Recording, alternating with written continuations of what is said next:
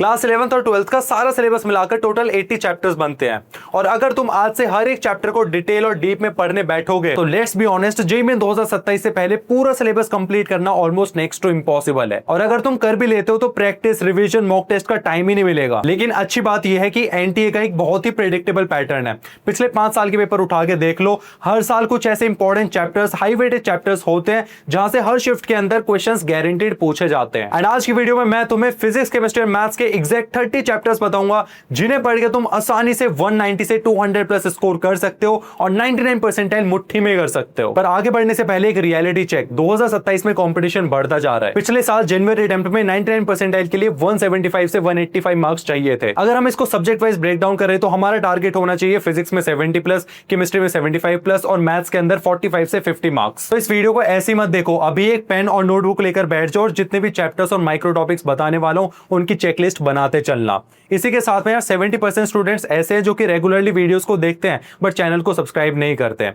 भाई मेरी और मेरी टीम की बहुत ज्यादा रिसर्च और मेहनत लगती है ऐसी वीडियोस को बनाने में। अगर तुम सब्सक्राइब और लाइक करते हो तो उससे मोटिवेशन मिलता है। तो अभी के अभी उस सब्सक्राइब बटन को हिट करो ताकि अगले 6 महीने तक जेईई 2027 के लिए ऑथेंटिक गाइडेंस तुमसे मिस ना हो। तो सबसे पहले हम बात करेंगे केमिस्ट्री की, और केमिस्ट्री एक ऐसा सब्जेक्ट है जो कि आपको कम टाइम में ज्यादा मार्क्स देगा। तो इसका फर्स्ट पार्ट है organic chemistry, and organic chemistry का सबसे बाप और बड़ा चैप्टर है जनरल ऑर्गेनिक केमिस्ट्री। इस चैप्टर से हर साल हर शिफ्ट के अंदर 2 क्वेश्चंस पूछे जाते हैं। इस चैप्टर को पूरा अच्छे से पढ़ना है क्योंकि तुम्हारी ऑर्गेनिक केमिस्ट्री का ये फाउंडेशन है। लेकिन इंपॉर्टेंट टॉपिक्स की बात करें तो एसिडिटी, बेसिसिटी हो गया, सेकंड स्टेबिलिटी के क्वेश्चंस पूछे जाते हैं, डायरेक्शन इफेक्ट हो गया, एरोमेटिसिटी से बहुत सारे क्वेश्चंस पूछे जाते हैं। एंड एग्जांपल के लिए तुम स्क्रीन पे देख सकते हो कि जेईई मेंस के अंदर पिछले साल एरोमेटिसिटी से क्वेश्चन आया और हर साल पूछा जाता है। नेक्स्ट चैप्टर है हाइड्रोकार्बन, इससे भी 1 से 2 क्वेश्चंस पूछे जाते हैं हर शिफ्ट के अंदर। इस चैप्टर से डरना बंद कर दो। अगर तुम्हें पूरा चैप्टर नहीं पढ़ना तो तुम्हें एक पार्ट बहुत अच्छे से पढ़ना है, वो है एरोमेटिक हाइड्रोकार्बन्स की रिएक्शंस। 3 से 4 रिएक्शंस है, 90% चांसेस है कि यहीं से क्वेश्चन आए। थर्ड चैप्टर है आईयूपीएसी एंड आइसोमेरिज्म, इससे भी 1 से 2 क्वेश्चंस पूछे जाते हैं।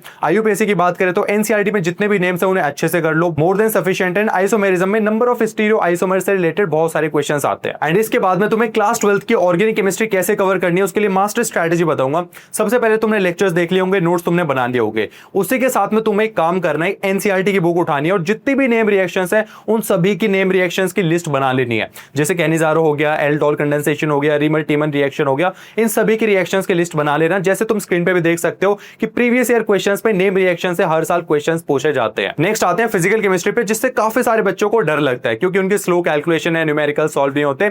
लेकिन तुम्हें मैं कुछ ऐसे लड्डू चैप्टर्स बताऊंगा जो कि काफी ज्यादा हाई स्कोरिंग है। फर्स्ट चैप्टर है मोल कॉन्सेप्ट, जिसमें हर शिफ्ट के अंदर 2 क्वेश्चंस आते हैं। घुमा फिरा के 3 टाइप के क्वेश्चंस पूछे जाते हैं। पहला मोलैरिटी, एंड मोलैरिटी पे फॉर्मूला बेस्ड और एप्लीकेशन बेस्ड क्वेश्चंस आते हैं। सेकंड स्टोइचियोमेट्री, एंड तीसरा है लिमिटिंग रिएजेंट। इन तीनों टॉपिक्स को अच्छे से कर लेना। नेक्स्ट चैप्टर है स्ट्रक्चर ऑफ एटम, एक क्वेश्चन पूछा जाता है। बहुत छोटा सा चैप्टर है, बहुत जल्दी कवर कर सकते हो। टॉपिक्स की बात करें तो बोर्स एटॉमिक थ्योरी, जिसमें nth शेल में एनर्जी, रेडियस, वेलोसिटी वगैरह निकालने के क्वेश्चंस आते हैं।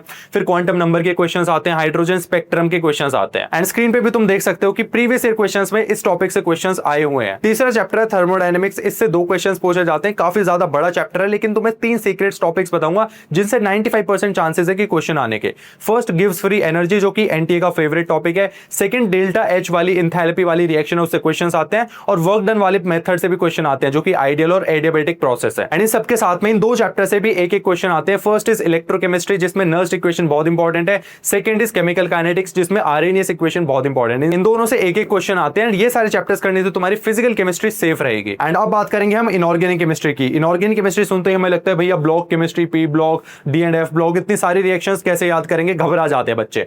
तुम्हें टेंशन नहीं लेनी है, तुम्हें बहुत बेसिक से चैप्टर बताऊंगा। पहला चैप्टर है पीरियोडिक टेबल, 1 से 2 क्वेश्चन कंफर्म है। ज्यादातर क्वेश्चंस तुम्हारे isoelectronic species, electron gain enthalpy, ionization enthalpy, इन टॉपिक से पूछे जाते हैं। नेक्स्ट चैप्टर है केमिकल बॉन्डिंग, हर शिफ्ट के अंदर 2 क्वेश्चंस पूछे जाते हैं। इंपॉर्टेंट टॉपिक्स की बात करें तो lone pair, bond pair, hybridization हो गया। फिर एम्यूट्री से तुम्हारे बॉन्ड ऑर्डर के bond length and paramagnetic, diamagnetic nature identify वाले क्वेश्चंस आते हैं। साथ में डाइपोल मोमेंट भी काफी इंपॉर्टेंट टॉपिक है। एंड स्क्रीन पे तुम क्वेश्चन भी देख सकते हो कि हर साल इन टॉपिक से क्वेश्चंस पूछे जा रहे हैं। तीसरा कोऑर्डिनेशन कंपाउंड, जो कि बहुत इंपॉर्टेंट चैप्टर है। 2 क्वेश्चन हर शिफ्ट के अंदर पूछे जाते हैं। IUPAC naming, isomerism and magnetic nature identify करने के लिए क्वेश्चंस आते रहते हैं। Fourth and final chapter is D and F block, एक क्वेश्चन गारंटेड आता है। 2 रिएक्शन बहुत अच्छे से कर लेना, KMnO4 एंड K2Cr2O7, इनसे एक क्वेश्चन गारंटेड आते ही आता है। इन 13 चैप्टर्स को तुम केमिस्ट्री के कर लेते हो तो तुम 80 प्लस स्कोर कर लोगे। नाउ नेक्स्ट आते हैं फिजिक्स में। तो फिजिक्स में बहुत बड़ा चेंज आया है, तो जेईई में 2027 के लिए बहुत अच्छे से ध्यान रखना कि पहले क्या होता था, फिजिक्स में डायरेक्ट फॉर्मुला बेस्ड क्वेश्चंस पूछे जाते थे, लेकिन अभी क्या हो गया कि एनटीए ने क्वेश्चंस को ट्विस्ट करना स्टार्ट कर दिया है। लेकिन तुम्हें टेंशन नहीं लेनी है, जो लिस्ट में शेयर करने वाला हूं तुम्हें एज इट इज वही चैप्टर्स करने हैं। फर्स्ट चैप्टर है यूनिट एंड डायमेंशन। एक क्वेश्चन कंफर्म है, छोटा सा 2 घंटे का चैप्टर है।